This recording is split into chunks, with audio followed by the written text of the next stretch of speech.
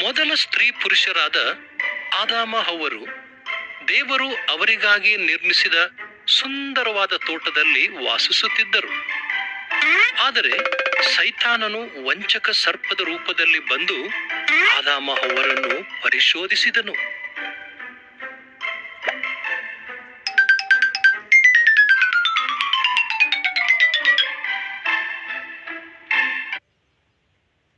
ನೀವು ಈ ಮರಗಳಿಂದ ಹಣ್ಣುಗಳನ್ನು ತಿನ್ನಬಾರದೆಂದು ದೇವರು ಹೇಳಿದ್ದಾನೋ?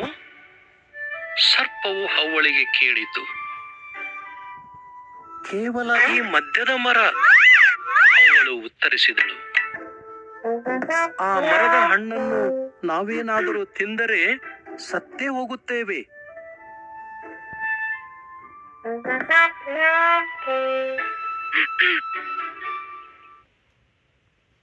ನೀವು ಸಾಯುವುದಿಲ್ಲ, ಸರ್ಪವು ಹೇಳಿತು.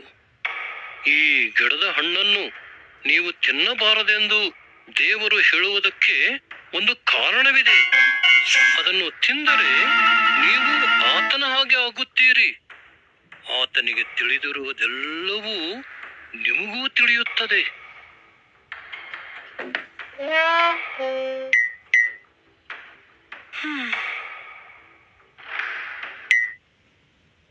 ಅವಳು ಆ ಹಣ್ಣನ್ನು ತಿಂದಳು. ತನ್ನ ಜೊತೆಯಲ್ಲಿ ಇದ್ದ ಆದಾಮನಿಗೂ ಸ್ವಲ್ಪ ಕೊಟ್ಟಳು. ಅವನೂ ಕೂಡ ತಿಂದನು. ಹಾಗೂ ಪಕ್ಕನೆ ಮುಂಚೆ ಎಂದಿಗೂ ತಿಳಿಯದಂತ ಸಂಗತಿಯನ್ನು ಅವರು ತಿಳಿದರು.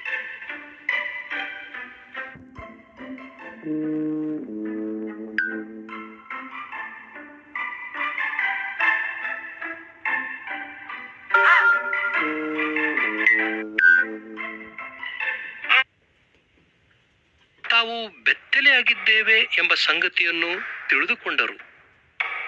ಅವರು ಎಲೆಗಳನ್ನು ಒಟ್ಟಾಗಿ ಸೇರಿಸಿ ಹೊಲೆದು ತಮ್ಮನ್ನು ಮುಚ್ಚಿಕೊಂಡರು. ಈ ಹಿಂದೆ ಎಂದಿಗೂ ಭಯ ಅಥವಾ ನಾಚಿಕೆಯನ್ನು ಅವರು ಅನುಭವಿಸಿರಲಿಲ್ಲ. ಆದ್ದರಿಂದ ಏನೋ ತಪ್ಪಾಗಿದೆ ಎಂದು ತಿಳಿದುಕೊಂಡರು.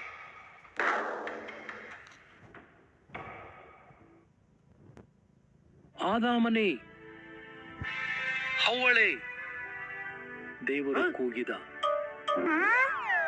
ನಾವಿಲ್ಲಿ ಬಚ್ಚಿಟ್ಟುಕೊಂಡಿದ್ದೇವೆ. ಆದಾಮನು ಹೇಳಿದ, ನಾವು ಬೆತ್ತಲೆಯಾಗಿದ್ದೇವೆ. ಆ ಮರದ ಹಣ್ಣನ್ನು ತಿಂದ ಕಾರಣದಿಂದ ನಿಮಗೆ ಅದು ತಿಳಿಯಿತು. ದೇವರು ನಿಟ್ಟುಸಿರುಬಿಟ್ಟನು. ಆಗ ಆದಾಮನು ಹವ್ವಳ ಮೇಲೆ ಆರೋಪ ಹೊರಿಸಿದ. ಹವ್ವಳು ಸರ್ಪದ ಮೇಲೆ ಆರೋಪ ಹೊರಿಸಿದಳು.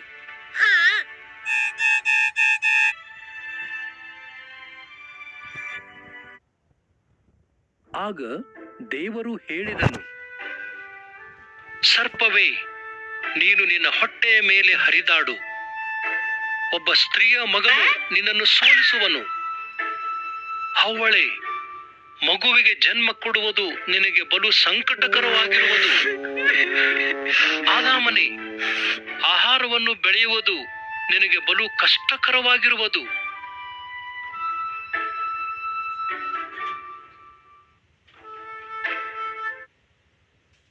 ನಂತರ ದೇವರು ಆದಾಮ ಹವ್ವರಿಗೆ ಬಟ್ಟೆಗಳನ್ನು ಮಾಡಿ ತೊಡಿಸಿದನು. ಹಾಗೂ ಅವರನ್ನು ತೋಟದಿಂದ ಹೊರಗೆ ಕಳುಹಿಸಿಬಿಟ್ಟನು. ಅವರು ಮತ್ತೆ ಅಲ್ಲಿಗೆ ಬಾರದಂತೆ ಆ ತೋಟವನ್ನು ಕಾಯಲು ದಗದಗನೆ ಉರಿಯುವ ಕತ್ತಿಯನ್ನು ಹಿಡಿದ ದೇವದೂತನನ್ನು ಕಾವಲಿರಿಸಿದನು.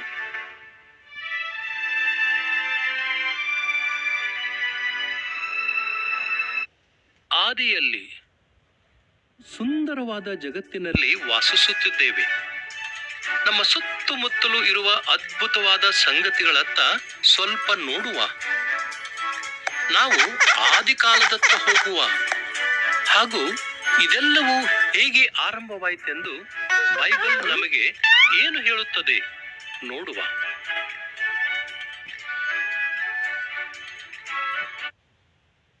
ಆದಿಯಲ್ಲಿ ದೇವರು ಆಕಾಶವನ್ನು ಮತ್ತು ಭೂಮಿಯನ್ನು ಉಂಟು ಮಾಡಿದನು. ದೇವರು ಕತ್ತಲೆಯ ಮೇಲೆ ಸಂಚರಿಸಿದನು ಹಾಗೂ ಬೆಳಕಾಗಲಿ ಅಂದನು. ಆತನು ಆ ಬೆಳಕನ್ನು ಹಗಲು ಎಂದು ಹಾಗೂ ಕತ್ತಲೆಯನ್ನು ರಾತ್ರಿ ಎಂದು ಕರೆದನು. ಮೊದಲ ದಿನ ಮುಗಿಯಿತು.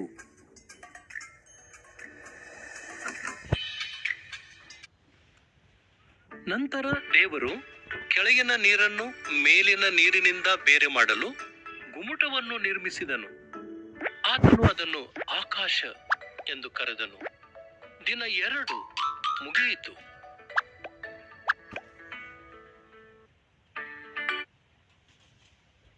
ದೇವರು ನೀರನ್ನು ಒಟ್ಟಾಗಿ ಒಂದೆಡೆ ಸೇರಿಸಿದನು.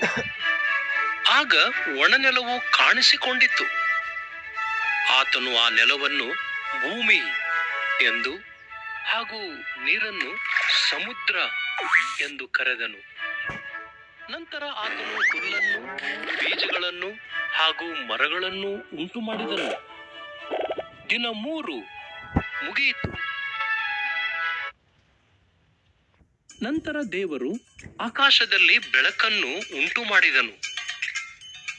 ಆತನು ಹಗಲಿಗೋಸ್ಕರ ಸೂರ್ಯನನ್ನು, ರಾತ್ರಿಗೋಸ್ಕರ ಚಂದ್ರ ಹಾಗೂ ನಕ್ಷತ್ರಗಳನ್ನು ಉಂಟು ಮಾಡಿದನು. ದಿನ 4 ಮುಗಿಯಿತು.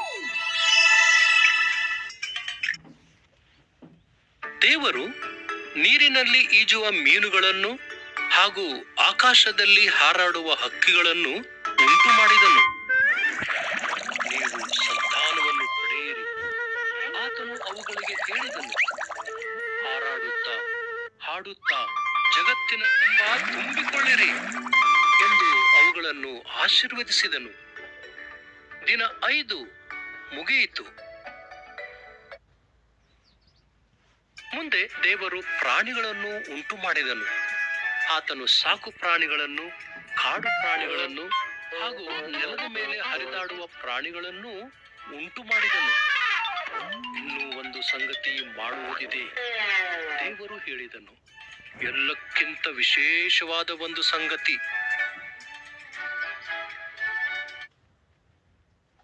ಹೀಗೆ ದೇವರು ತನ್ನ ಸ್ವರೂಪದಲ್ಲಿ ಸ್ತ್ರೀ ಪುರುಷರನ್ನು ಉಂಟು ಮಾಡಿದನು. ಅವರನ್ನು ಬಹು ಸಂತಾನವುಳ್ಳವರಾಗಿರಿ ಎಂದು ಆಶೀರ್ವದಿಸಿದನು. ಈ ಜಗತ್ತಿನ ಮೇಲೆ ದೊರೆತನ ಮಾಡಿರಿ. ಜಲಚರಗಳು, ಪಕ್ಷಿಗಳು ಹಾಗೂ ಪ್ರಾಣಿಗಳ ಬಗ್ಗೆ ಕಾಳಜಿಯುಳ್ಳವರಾಗಿರಿ. ದಿನ 6 ಮುಗಿಯಿತು. ನಂತರ ದೇವರು ತಾನು ಮಾಡಿದ ಪ್ರತಿಯೊಂದನ್ನೂ ನೋಡಿದನು. ಇದು ತುಂಬಾ ಒಳ್ಳೆಯದಾಗಿದೆ ಎಂದು ಹೇಳಿದನು. ಆತನು 7ನೇ ದಿನದಲ್ಲಿ ವಿಶ್ರಾಂತಿಯನ್ನು ಪಡೆದನು ಹಾಗೂ ಆ ದಿನವನ್ನು ವಿಶೇಷ ದಿನವನ್ನಾಗಿ ಮಾಡಿದನು. ದಿನ 7 ಮುಗಿಯಿತು.